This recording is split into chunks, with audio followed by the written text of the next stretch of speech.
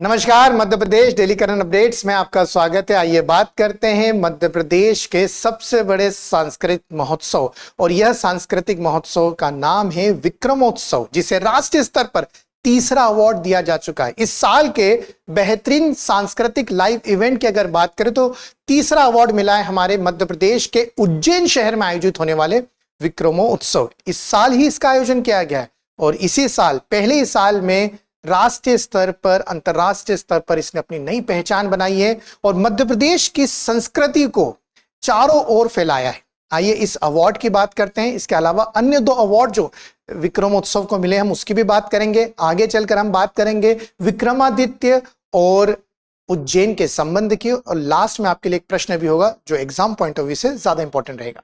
देखिए, विक्रमोत्सव आपको याद रखना है, राष्ट्रीय जलवा बरकरार है। हमारे एमपी को मिला गोल्डन अवार्ड, मतलब हर कैटेगरी में अगर हम देखें तो अलग अलग कैटेगरीज में अवार्ड मिले हैं। कहां इवेंट हुआ था इस बीटा अवार्ड का? तो मध्य प्रदेश के सांस्कृतिक गौरव को राष्ट्रीय और अंतरराष्ट्रीय स्तर पर एक बार फिर नई पहचान मिली है। विक्रमोत्सव 2026 को इस साल का तीसरा राष्ट्रीय अवार्ड मिला। देहरादून में अगर हम बात करें तो देहरादून की बात करते हो, देहरादून में हिंदुस्तान 2.0 नेशनल चिंतन शिविर और एक्सपो में बीटा अवार्ड मिला है। किस कैटेगरी में बीटा अवार्ड मिला है? Government event of the year, मतलब government event of the year इसे चुना गया है, बीटा अवार्ड मिला है। याद रखना, देहरादून में नेशनल चिंतन शिविर एंड एक्सपो में। और इसके पहले जो दो अवार्ड मिले हैं वो है दिल्ली में मिले हैं अवार्ड।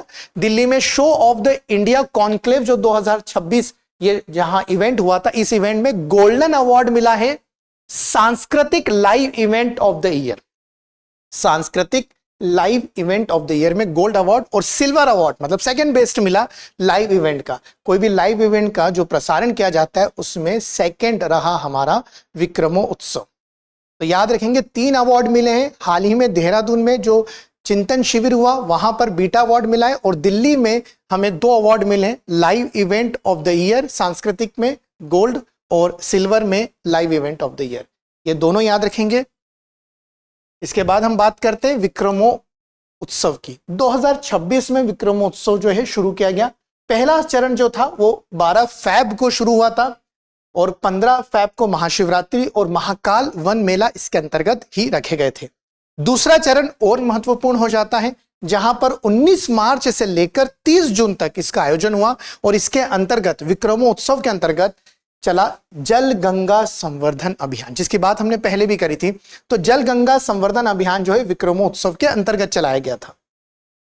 अब हम बात करते हैं हाल ही में हमारे दृष्टि के ऑनलाइन प्लेटफॉर्म पर आपको मिलने वाला है 50% ऑफ।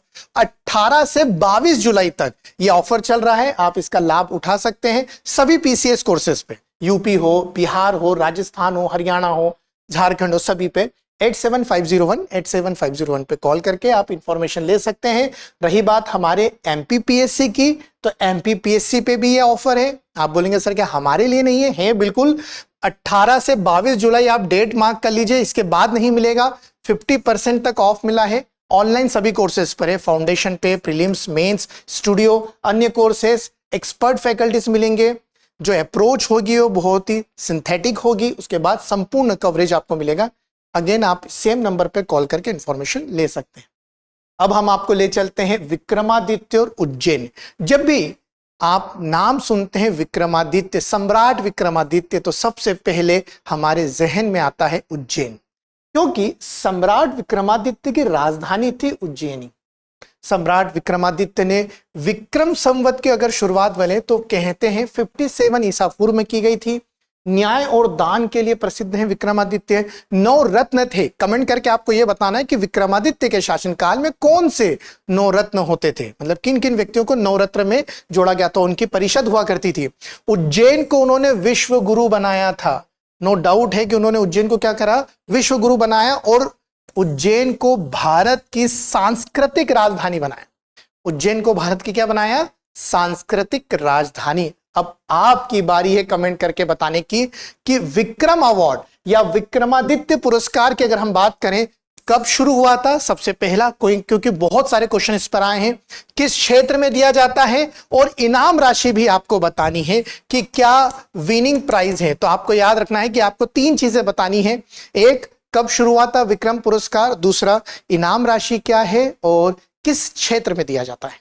तो ये थी हमारी विक्रमोत्सव को मिली अंतर्राष्ट्रीय और राष्ट्रीय पहचान से जुड़ी हुई खबर।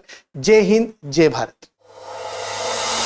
अब एग्जाम की तैयारी को और बेहतर करने के लिए हमारे चैनल को लाइक, शेयर और सब्सक्राइब करना ना भूलें।